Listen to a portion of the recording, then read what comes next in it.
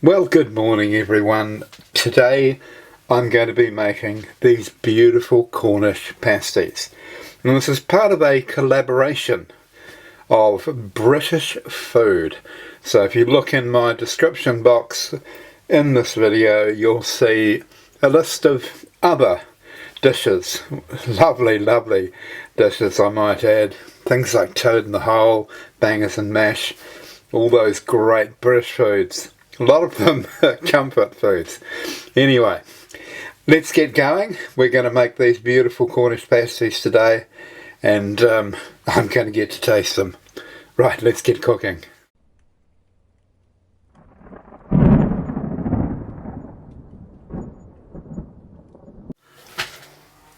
Right, today is collaboration day, which means that myself and a group of other cooks from around the world are going to be cooking one dish from the UK. So the best of British to us is what I say. In my description box below this video, you will see a list of those collaborators, what they're cooking, and what time their video will be going live. So you can tune in and watch anything you like. Or everything you like. Right, let's get me stop talking and start cooking. Firstly, I'm going to quickly cover off the ingredients. I've only made one change to the traditional recipe, and that is that I'm putting bacon in. So if you want to stick to tradition, leave the bacon out, but I advise you, it tastes very nice with it in, and one person in particular, I think, Charlie, will be licking his lips saying, yes, got to have the bacon in. Rightio, so we've got bacon, we've got potato, we've got swede, we've got onions, and we've got this beautiful cut of rump steak, and some pre-rolled pastry. This is short crust savoury pastry, much easier than making it at home. So let's get on with it. We're going to chop up these ingredients and combine them in a bowl. Right, there's our onions, all nicely chopped.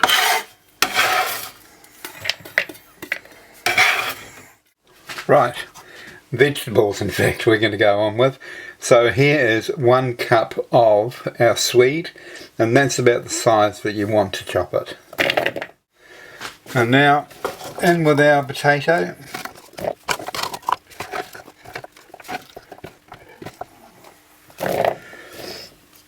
And just the bacon and the rump steak to go. Right, let's get our bacon in there. I've put 3 rashers in because you can never have too much bacon. And now we'll cut the meat. And there you go, that's our rump steak that we're going to be using today. It looks absolutely huge when you compare it with the size of this chopping board, but it is in fact 500 grams. And I'm going to chop this up into about 1 centimetre cubes and combine it with the rest of the ingredients in the bowl. Right, so here's all our ingredients. I'm going to combine them all now. We still haven't seasoned this, and there's a good reason. As soon as you put your salt into here, you're going to have a lot more liquid come out of the swedes, potato and onion. And that's going to make your pastry very damp. So leave your seasoning right to the very last moment before you're about to fill your pastry. So I've still got no seasoning in here, but I'm going to prep for the pastry now. So firstly, put a piece of baking paper down. Then your pastry.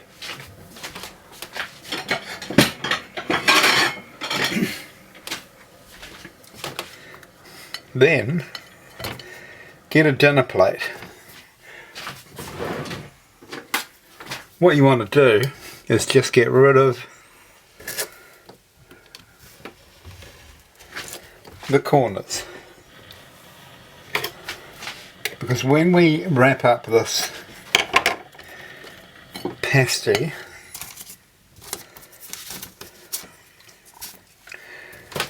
we're going to make it tubular in style. It's going to actually wrap up like this. So these will come together at about the same point as they will in the middle on the sides, so that you won't have, you know, like bunched up pastry where you get to the corners. Okay, now I'm going to season the ingredients. So you don't want much salt because there's bacon in there already, but a good grind of black pepper is very important.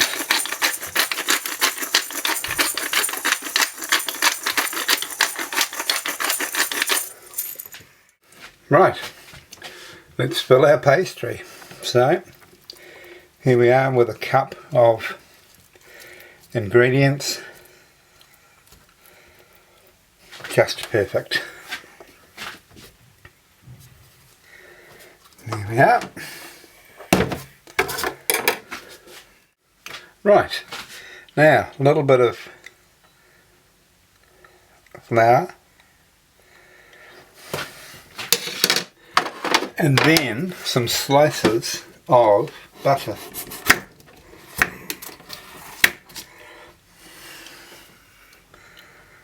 So they can just go, they're basically shavings of butter. And what will happen is, as the pasty cooks, the flour, the juices from the meat, plus the butter will form a gravy inside the pasty. Now, grab it and just press these together.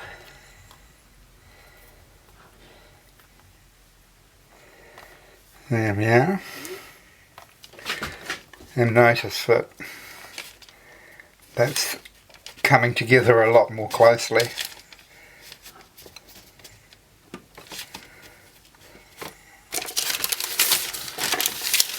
Go around here, just bring that together. I'm not going to pretend this is easy, because I think about 2 hours before I started making this, I started getting worried. Right, that's now, did you see what I did there? So it's double it up and then squeeze it. It's called crimping.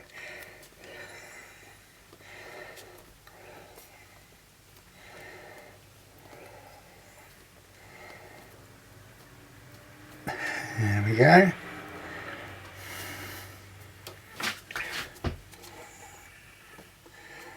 Now this is already on baking paper, so we're alright. The only thing we need to do with that is give it the once over with our egg wash.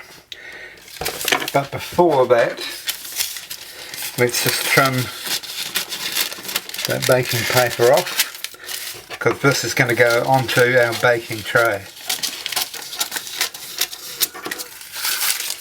Yeah. Then on to the next one. Once I've finished all of these, I'll come back. Right, I've got my oven on, and now I'm going to egg wash my pasty. I'm going to put it in for 10 minutes at, I was going to do 200, but I think it's going to be 180 because I will have it on fan bake as well for 10 minutes, and then we'll turn it down to 150, 160 for the remaining 35 minutes, where we will also cover it with baking paper and foil to stop it from overcooking or browning too much. On the top, the foil will reflect some of that heat inside the oven so that the pastry doesn't become too brittle. So it's not like you're using puff pastry, it just becomes flaky and yummy. If you overcook short crust pastry, it becomes brittle and not very yummy. Right, that's all ready to go into the oven, and I'll see you on the other side. There we are, straight out of the oven, looking absolutely magnificent. I think the most important thing is to taste them now. Right, let's tuck in and have a taste, eh? That's pretty much all pastry there.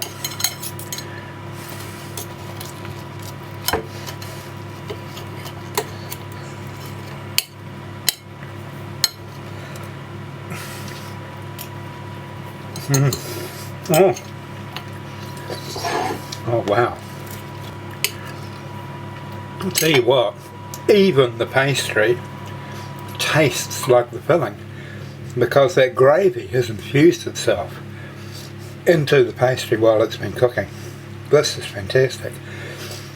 Hope you make this at home, and I hope you give a good look at the other collaborations that are on as well, because there's some fabulous UK dishes there. My favourite, Toad in the Hole and Bangers and Mash, so go and have a look at them. Alright, cheerio.